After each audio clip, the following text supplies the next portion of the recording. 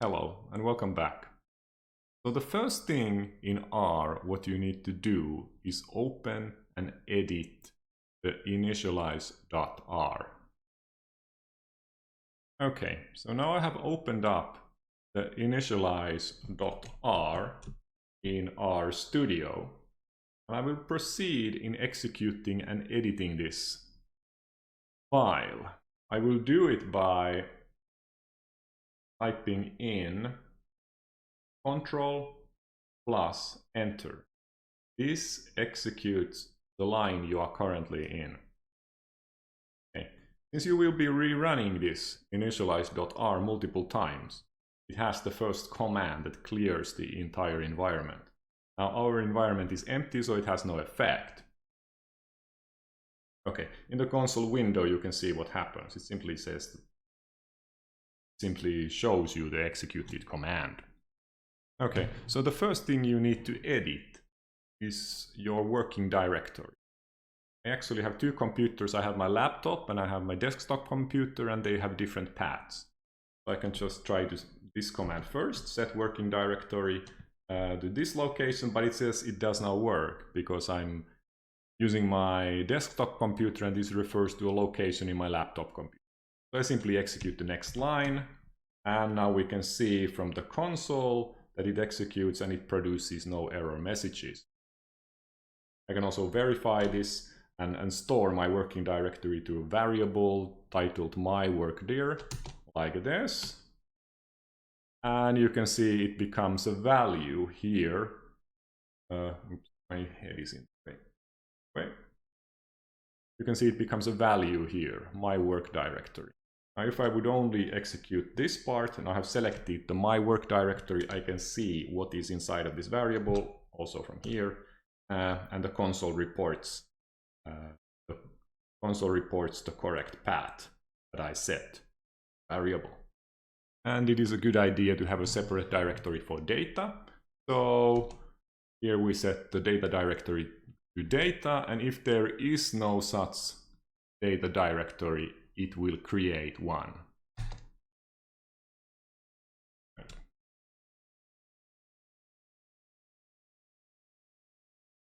Okay, so next thing we set up a Stack Overflow API key. These scripts contain the default API key, but if you want to use your own, you can set it up here. So now we have the Stack Overflow API key, and in the global environment we can see what value it has. You also need to set up the get all tweets path, which happens in this line over here. I execute. Then you need to set up the Scopus API key. Since you probably don't have the RScopus package installed, you need to execute this line by uncommenting the line 37. Since I already have it, I can put it back to comment like that, and I simply will load the previously installed library. So I actually don't have it. Okay, so I actually need to install it. I have made a fresh installation of R. So now I just install the RScopus package.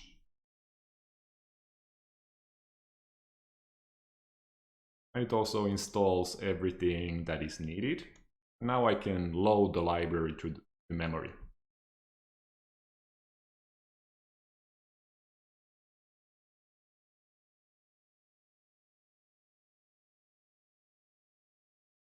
Okay, now it just gives a warning that RScopus was built under a different R version. It will still work. Okay. And now as I have loaded the library, I can set my personal Scopus API key that I will not show to you from this source file. And obviously the first source file refers to my laptop computer. And the second one is on the desktop, so this should now work. And now it works. I also have the Scopus API key set. But you need to get your own Scopus API key and set it with the command set API key Scopus on line 39. Okay, now we have executed and modified the initialize.r, so we can move into fetching some data from Scopus. So we are in the file get Scopus data.r. We start out by loading in library text2vec. If you don't have it, you need to uncomment the first line and install this package. But you need to only do this installation once. However, the library needs to be loaded every time. Right. Okay, and it gives some information about the library, but it works just fine. Then we need to source the function Scopus API, where the function that we are using is residing, like this. And that works just fine. And we can also now see in the global environment that we have the function available here. So we have this get Scopus papers function available that we will be using later. Right. Okay, now we start fetching the data. So first, we formulate in the query string. Now this query string is the search string you have already tested and tried with the web interface. For demonstration purposes, I'm using a query string continuous integration, but of course you would edit this line and enter your own query string here. So we set up a variable query string, and I also give a file name under where the results are stored. And I just simply use CI, right? And okay, now we have the query string we want to use, continuous integration. However, in order to get data from Scopus, we need to build around the correctly formatted query string. So we need to say title abstract keywords, as this is the place we will be searching for this information from. So we built this up by pasting together a string. Now by just selecting my query string, we can see what have we built. So we can see from the console here, our query string is title abstract keywords, continuous integration, and all software testing. So we have added a restriction that continuous integration should be in the title abstract or keywords, and somewhere in the article software testing should appear. Now, if I have done everything correctly, this function gets Scopus papers, getting the query string as input, should return all the papers it found in the variable myArticles. So let's see what happens. We can see some action going on in the console window. It informs you how many articles it has fetched and how many are still remaining. Okay, so we have 372 articles, variable myArticles at the moment. So now it is possible to investigate this data in the global environment. You can see the myArticles, and then you can see all the fields contains. It has the ID, title, creator, publication name, and so on.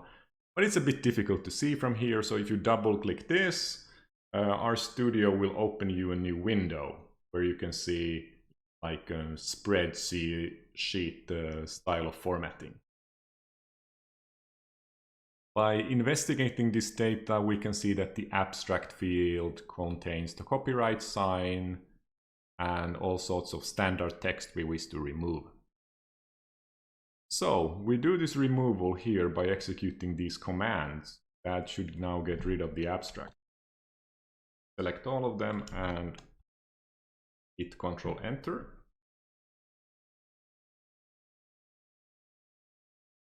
So it is easy to delete too much information from the abstract when you are cleaning them up.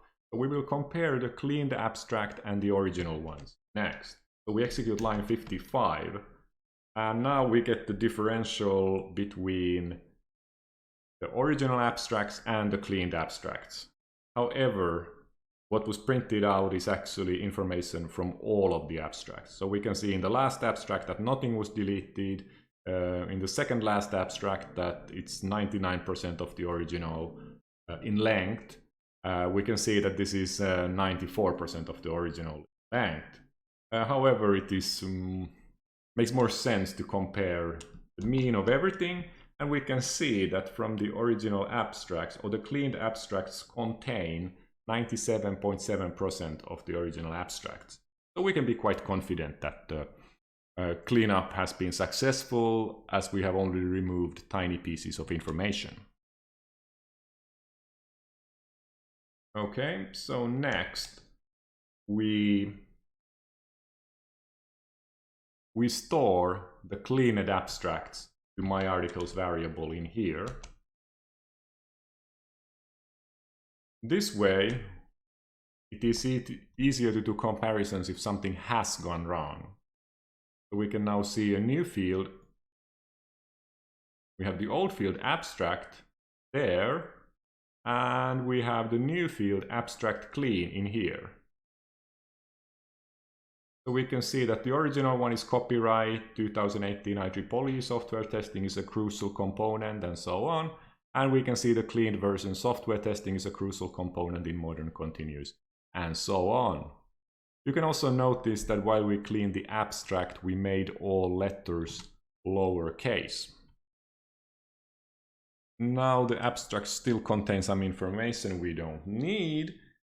For example, conference proceedings, which are not individual articles, but rather they are summaries of what was discussed in the conference in general. So we wish to remove those, and we remove them if we see a phrase proceedings contain in any of the abstracts. So we remove all of those articles by executing lines 66, 67, and 68.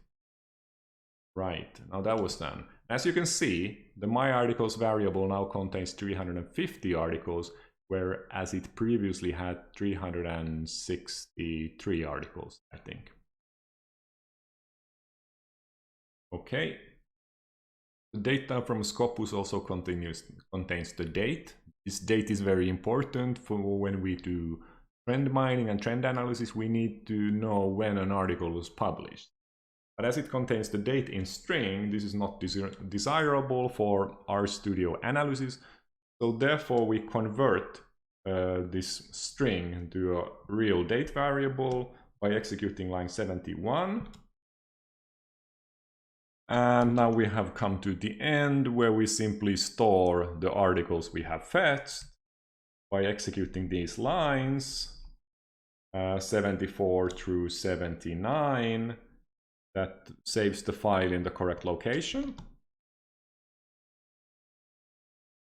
And again, you can figure this correct location by selecting the variable myFile and hitting Ctrl-Enter, and it will tell you where is this file about to be stored. So we can see on the console window that this is the Dropbox Teach Emerging Trends and so on. And of course, this location will be different for your analysis. Now a final check is to see whether this data file is actually at the location where it should be. And since the save produced no error messages, it actually should be there.